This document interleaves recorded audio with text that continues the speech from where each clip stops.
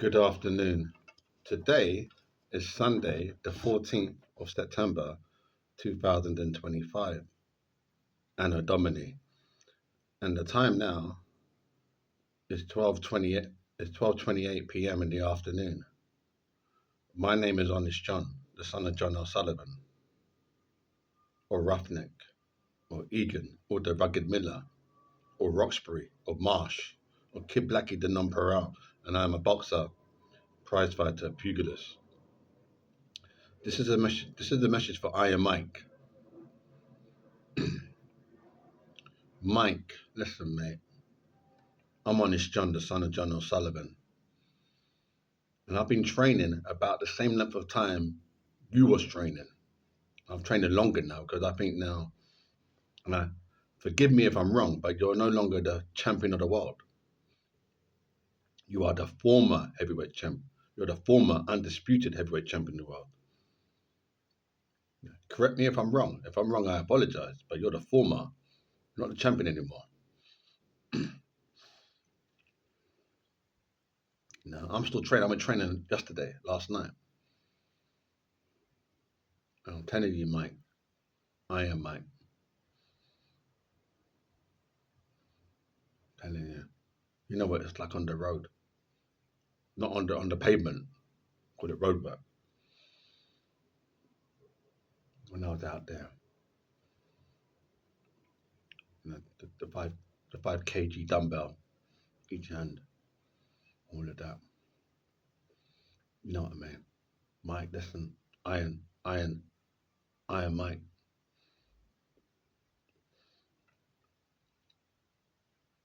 What was your hardest boxing match? And I think your greatest boxing match, if I can remember, was versus Trevor Berbick. That was impeccable. That was a groundbreaking boxing match. You versus Trevor Berbick. I watched that. I think that's probably the class. You might disagree with me, but I think that was your best boxing match. Hold, let me pause and think. Let me think over it. Overall, I think that was probably the pinnacle. I don't think it was the pinnacle, but I think that was the most phenomenal, that Mike Tyson versus Trevor Berbick, because you came in that you were just raw, and that's what made your name. That boxing match made you, that Trevor Berbick one. And there's not a lot said about Mr. Berbick. You don't hear much about him now, like whether he's got a farm, or whether he started a business enterprise, or whether he's just relaxing, like, with his family in another yard. Another yard means at home with his family, or you don't hear much about Mr. Berbick. But I hope he's doing well, because he's a lovely gentleman. He's a Afro-Caribbean man, he's an Afro-Caribbean gentleman. He's a lovely person, besides the boxing. However, you're still going on, aren't you? I mean, like, you're still, like, I see you involved in that. I saw you. They'll take you out the Canelo Crawford boxing match yesterday. You were there. Supposedly, if I'm wrong, I apologize. But they said you were there. Bish bash bomb. Like, you were there, but you were there in the ring.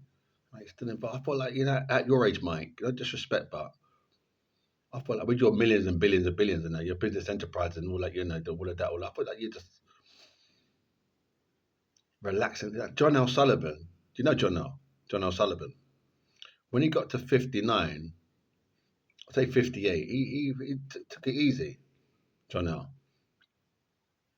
The last heavyweight bare knuckle champion. He took it easy. He, started came done many things outside of the ring. You know, um, they say boxing's a dying art form. Boxing is a dying art form. I don't think boxing would ever die. No. See this belt, Iron Mike. See that bit there, that metal bit, Iron Mike. You know.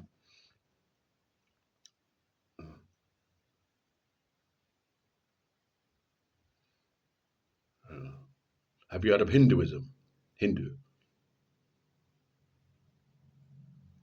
Have you heard of Sikhism? Sikhism is a religion. Hinduism is a religion. Have you heard of Jainism? The three different types of religions, Indian religions. That's why I share that with you. You probably have heard of Hinduism and Sikhism. You may not have heard of Jainism. It's quite rare. But if you have, you have. If you haven't, you haven't. Now you know. So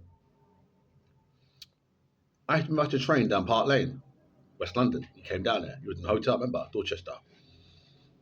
I was training down there. I love the Dorchester hotel, probably along with like a few other hotels in Knightsbridge. Number one hotel. I love the Dorchester. No problem with the Dorchester. It's top crust, top notch, bish bash bomb number one hotel probably in the world. It's definitely with Dorchester. But I was training. I remember the Dorchester. It's iconic. It's like a landmark place. So I always pass it. The Dorchester. But anyway, he came down. I was training down there. I had to train early morning in the West End. I remember that, yeah. Never forget it. You know, like training, like when we were training, Mark, like you were training in Catskills, isn't it? I was training down the West End, so I never forget it. Never forget it. I think people, they need to understand with this kind of art, with this art form that we're doing here,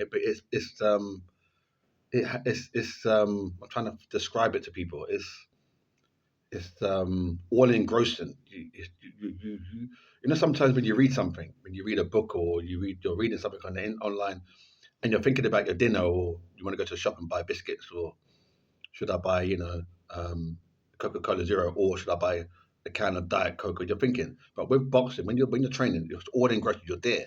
It's you're completely absorbed, and you remember it. Yeah, that's how it is. Yeah, it's completely absorbing.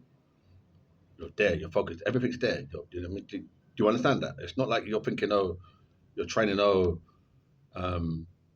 There's no for at that level, at that optimum high level. I'm not saying I'm optimum high level, but at that level, you remember everything. Yeah, who walked past you. You remember like yeah, like how cold it was. It's all historic in your mind. Historical, it's recorded. You remember everything. Yeah, it's an art for good art form. The thing with the bare knuckle or boxing, whatever you want to call it, it's win and lose. Win and lose. So win and lose. It's that kind of game. You lose, you lose. Like you might think, yeah, you remember everything. You remember everything. So it's all engrossed in. But you have one boxing match and you lose. That's it. All engrossed is finished. That's you done. So you might not want to remember it all after you lose. You might not.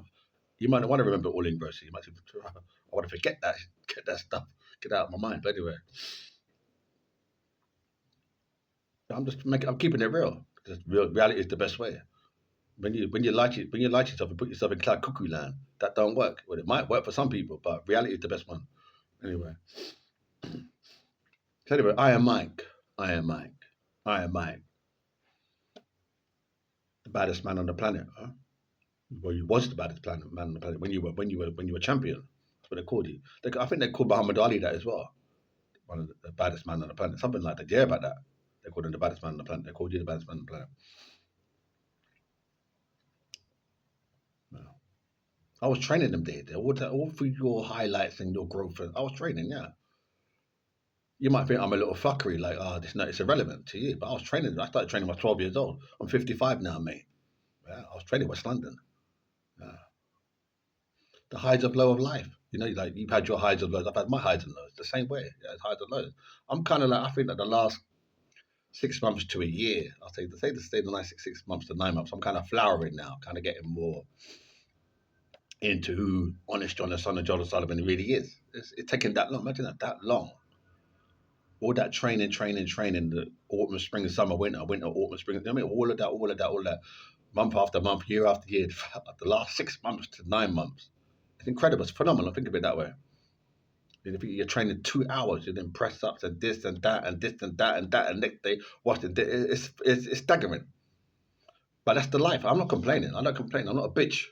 But what I'm saying is, yeah, basically, yeah, I mean, so I am Mike. Good luck.